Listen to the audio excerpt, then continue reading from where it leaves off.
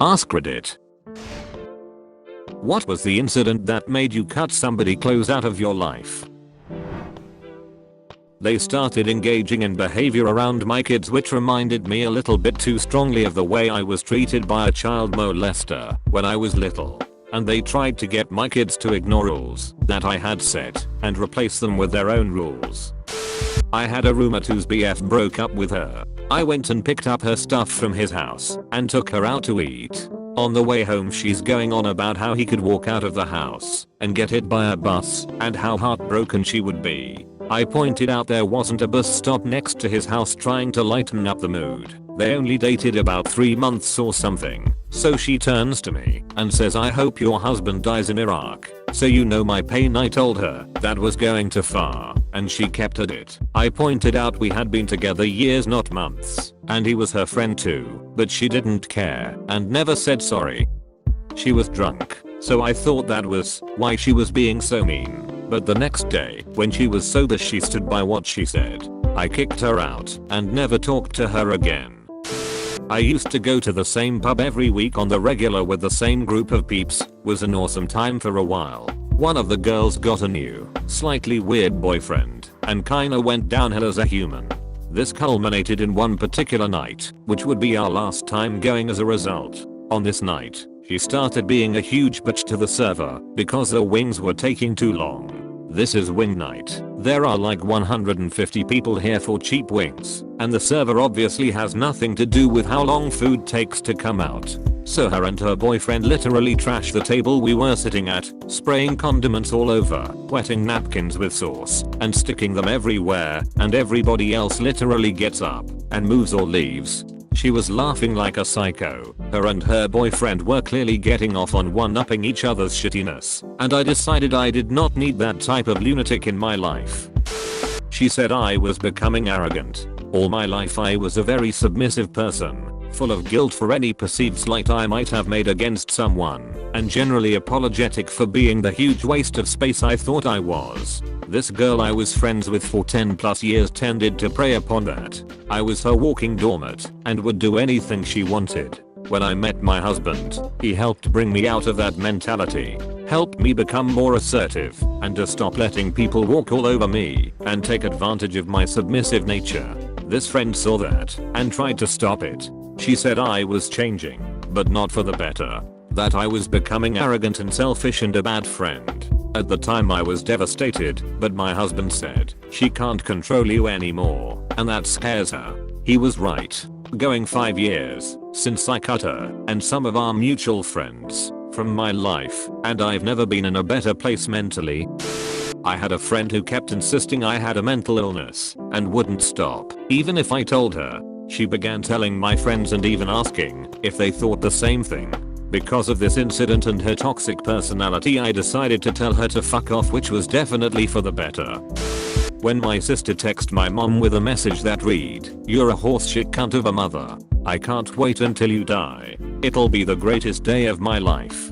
All because my mom wouldn't take $30,000 out of her retirement to bail out my sister's house that was to be foreclosed on because she's a lazy fuck who didn't want to work. The sad thing is that my mom was going to do it too. My dad and I convinced her that she's going to piss away the $30,000 to save the house, and then in a few more months, right back in the same situation.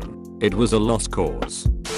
My uncle basically forced my grandma to adopt a cat they found. He say he would pay for all the cat's expenses, vet, food, litter, etc. Since my grandma does not work and can't really afford the expenses of owning a pet. After 2 or 3 years of my grandma living with the cat, he got a bladder infection and had to be rushed to the vet. Since he had not peed in a couple of days, grandma did not notice this. My mom had to drive them, cause my grandma is not a confident driver and neither of them speaks English very well. Because of this, my uncle was the one who was talking with the vet over the cat's treatments, and it boiled down to either putting the cat down or do an expensive medical procedure. My uncle, instead of telling my grandma what the situation was and that the cat needed surgery, he simply told her that they needed to put the cat down and to let me know so I could go say goodbye to him.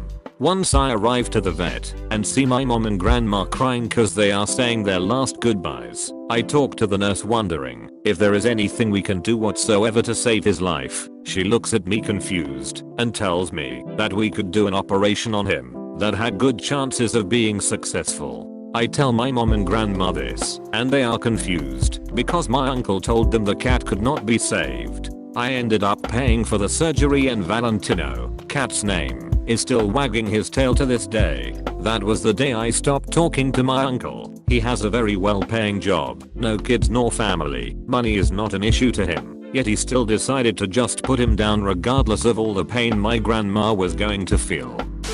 Best friend of 12 years, from young kids all the way up to 18 years old.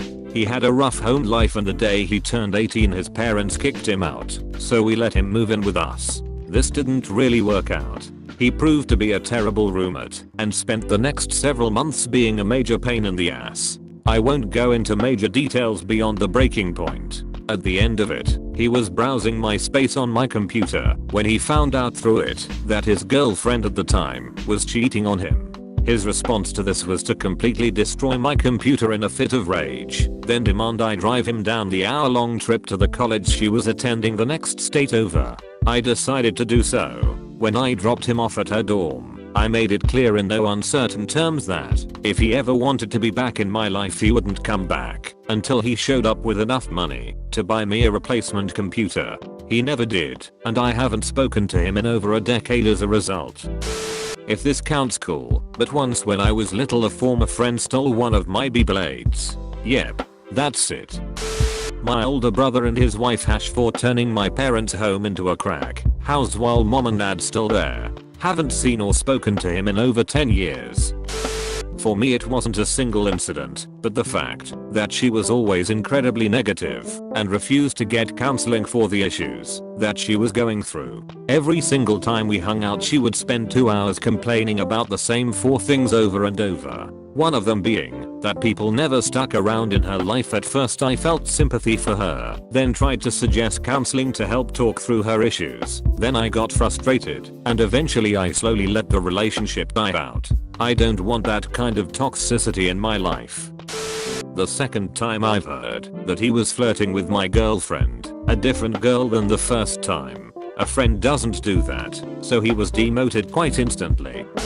I was scrawny growing up, like I was the lanky scrawny kid in every movie. I was tall among my classmates in middle school, but quickly got outpaced. I had friends that called me anorexic because I was so scrawny. Even my neighbor who was a know-it-all teacher in a different school district said something like metabolism has no bearing on your weight. You're malnourished, which I didn't believe for 1 second. I know it doesn't play as big of a role as people think, but it was genetic with me. My mother had been just as scrawny her entire life until she had to start taking medicine for an unrelated issue. Weight gain was a side effect. I digress. My friends called me anorexic for so long that I hated the way I looked. I eventually stopped talking to them, but it left me with a lot of issues about my appearance and weight for a very long time. Even now, I have this fear that I'm too skinny, but I'm afraid I'm going to get fat too when I'm older and my metabolism slows down. The thing is, I know, and have known, what anorexia is for years, because I started to read up on it, and I had none of those symptoms. I mean, you aren't supposed to self-diagnose anyway, but still. I'm about to graduate with my BA in psychology. Like, it affected me so bad that at a summer program, we had a nutrition class. We got to eating disorders near the end, and when they started talking about anorexia, I actually fucking started crying. I was more embarrassed than anything. The program director talked to me, and I told her why it upset me, the reasons above. She asked me if it had anything to do with how it was presented, and I said no, because it wasn't. There wasn't anything that the people presenting said wrong. It was me. I asked her to tell them, and the rest of the people in the class, why I made a fool of myself, so they wouldn't think there was something seriously wrong. Because I didn't want them to worry about me and start asking me if I was anorexic, because the topic made me cry. Anyway, moral of the story is, don't make fun of people for their weight, big or small. Being made fun of for being scrawny hurts like a bitch too. I put up with it for years. To make it worse, I guess, I'm a guy. 21 meters now. But that doesn't mean it hurt any less. Had a cousin I loved like a brother. Me and him would always hang out. One day he introduces me to his new GF. I fell in love with her at first sight. Her and I were compatible in every way, shape, and form. Even her parents were everything I ever wanted, and we got along insanely well. Her dad would actually come home late from work and wake me up, so we could play video game and talk. My cousin would then proceed to tell me all the times he cheated on her, show me photos of the girls, and tell me the stories. When he wasn't telling me about how he cheated on her, he was complaining about her and the relationship. She found out twice he cheated, and twice she forgave him. We used to talk a lot. She knew I had problems with depression and anger. She asked, how do I pretend to be happy around people? And it broke my heart. I never felt so much pain. To see someone I fell in love with experience so much sadness. I cut all ties with my cousin and her. Found out from my mother they got engaged last October. People say life is fair and karma happens, but I've seen proof that it's all bullshit. People can be trash all their lived and still reap the benefits. My mother knows I'll never go near him or his family again. I have a second channel called Many HD where I upload even more AskReddit videos. Check it out, link is in the description.